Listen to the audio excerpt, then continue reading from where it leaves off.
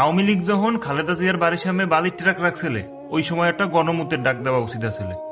আওয়ামী লীগের সরকার শেখ হাসিনা যখন বিএনপি রে পল্টনের বদলে গরুর হাটে পাঠাইছিল সমাবেশ করতে, ওই সময় একটা গণমুতের ডাক দেওয়া উচিত ছিল। ইলিয়াস আলী সহ বিএনপির বড় বড় নেতা কর্মী, বড় ছোট গুম খুন হত্যা যারা হয়েছে, এগুলো যখন তারা দেখছে, জানছে, বুঝছে, ওই সময় একটা গণমুতের ডাক দেওয়া উচিত ছিল।